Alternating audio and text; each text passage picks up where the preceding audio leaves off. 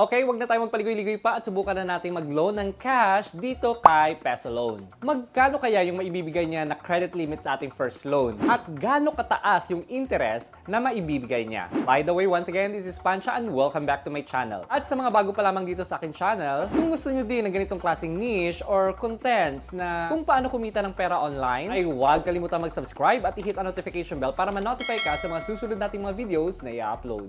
So let's start. Yung app na Peso Loan ay pwede mo siyang ma-download sa App Store, App Gallery, or Play Store. Pwede din mag-apply sa kanilang site mismo. So, i-download muna natin yung app, no?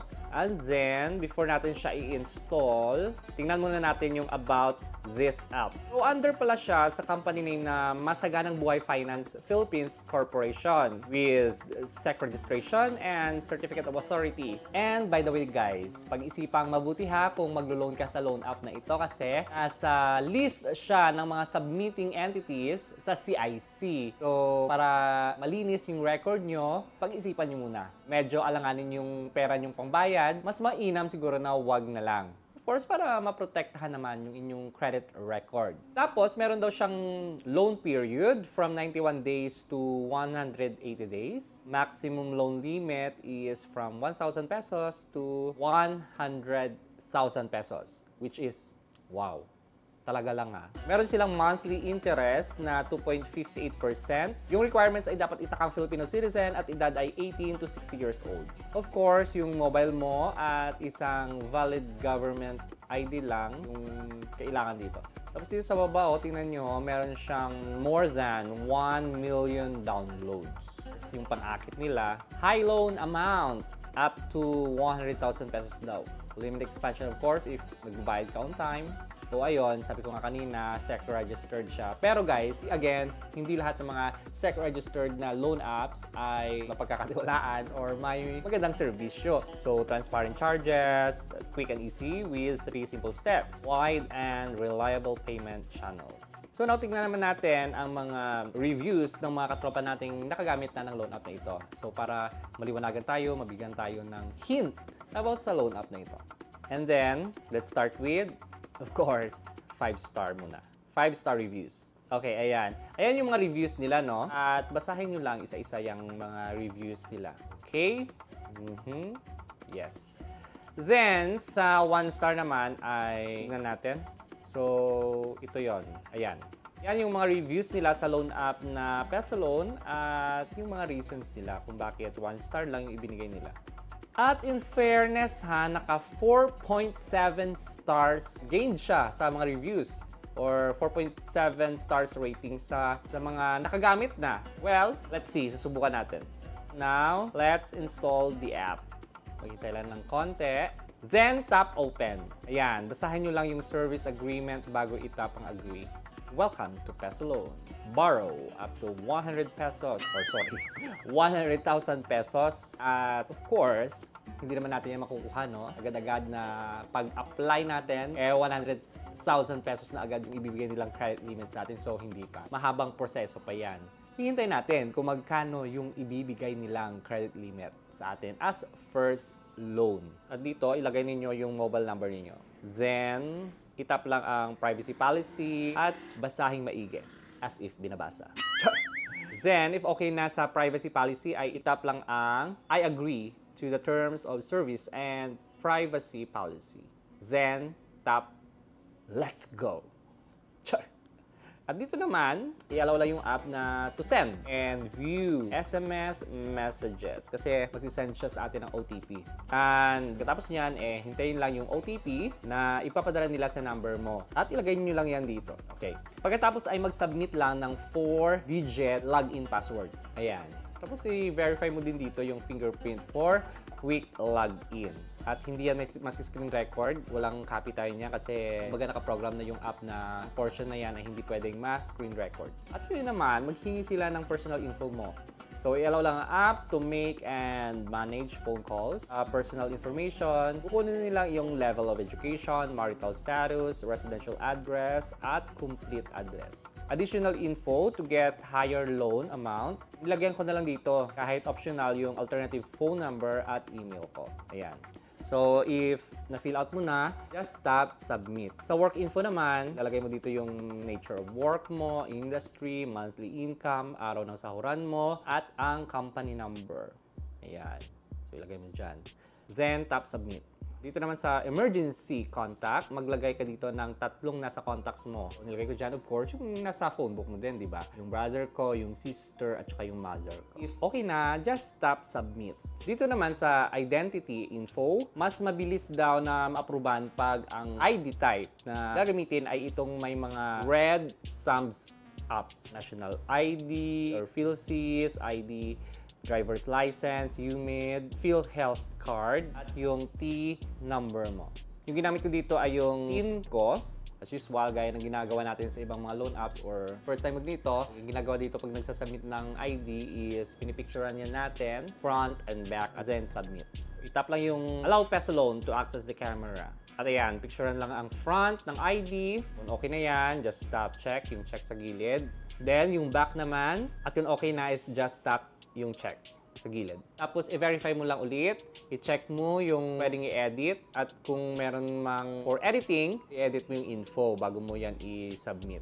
So, i-fill out mo lang yung mga hinihinging identity infos. Kung okay na, just tap submit. At dito, may mga few reminders lang sila. Basahin nyo lang yan. Kayo nang bahala dyan. Congrats! We are working with your credit limit. Kindly wait for a few seconds. Ayan na, nasabit na natin. Maghihintay lang tayo ng ilang segundo. At may pa-short tutorial pa sila dito. Amazing. At ayan, yung credit limit na ibinigay nila sa first loan ay maximum of 5,000 pesos. At minimum, 1,000 pesos. Wow, malaki na to ha for the first loan. Salamat, Peso Loan. Char. Of course, di naman tayo maglo-loan dito ng malaki, no? Kaya nga, itatry muna natin sa maliit lang sa konti. Tapos, i-calculate na natin magkano yung bayaran natin, yung mga interest, yung mga fees, para malaman natin, no? 1,000 lang muna yung hihiramin natin.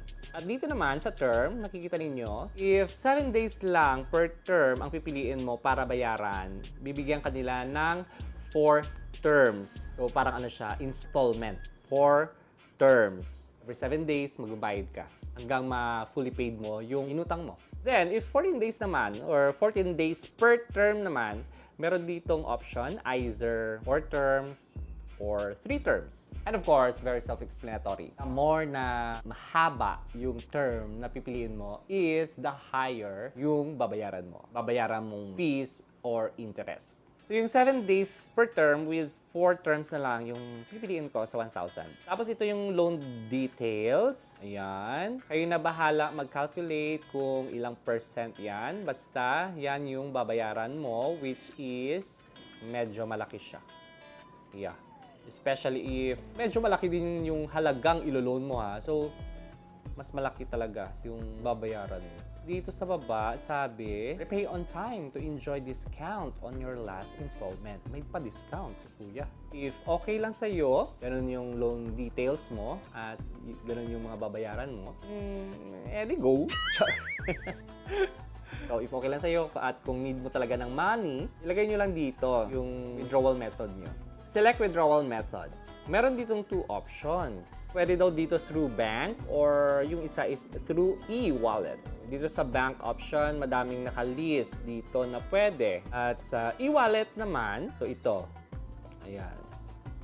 So, of course, e-wallet yung pipiliin ko kasi meron akong GCash Visa card. So, pagda-transfer na yung money ko sa, if ever na ma-transfer siya sa GCash ko, meron akong GCash Visa card. At i-withdraw ko lang ito sa mga BankNet accredited na mga na mga ATM. By the way, kung wala pa kayong GCash Visa card at kung gusto nyong mag-avail, tuturuan ko kayo kung paano. Panoorin nyo lamang ang videong ito. Ayan, upload ko na yan. At yung link niyan ay nasa description ng video ito. Panoorin nyo lang yan mamaya pagkatapos nyo dito. GCash yung pinili natin. Ilagay nyo lang dito yung GCash number. At pagkatapos niyan, ay tap nyo lang yung submit. Then, i-check lang ulit ang loan details. Ayan, ulit-ulit tayo dito. I-check lang ulit ang loan details at kung when. Familiarize kung when ang sked ng installment plan. Kasi baka sabihin ninyo, hala, nakalimutan ko. Walang ganun. Tapos na lahat, i-check nyo lang itong maliit na box. Tap nyo lang yan to check ang I have read and agree with the loan agreement. And after that, just tap Get Cash Now. At ayan na nga, may pa-live identity verification pa si Pesalone nyo. Ayan, basahin nyo dyan yung instruction. At i-tap ang OK. Galing. At pagkatapos niyan, maghihingi ng evaluation and suggestion si Pesalone kung satisfied ka ba sa service nila.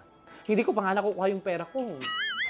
Pesalone bakit nilalagay nyo yun dito bago makuha yung pera? Char! Your application is now being processed with the highest priority. Wow! Sana all. Hindi naman siguro matagal to. So, i-check muna natin ang status and yes, ayan, still in review yung status natin. Oops! Pero wala pang isang minuto ay pumasok na sa GCash yung money at nakuha ko siya ng buo. Yes! Legit na buo siya. Ang galing ni Pesalone.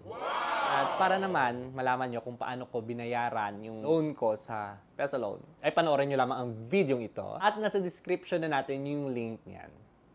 And that's all for today mga katropas. Thank you so much for supporting Fantastic Channel, ang channel na nag-upload ng mga tutorial videos tungkol sa YouTube and Facebook monetization, affiliate marketing, travel vlogs, at nagbibigay ng mga basic tips kung paano ninyo mapaunlad o mapalago ang inyong small business online.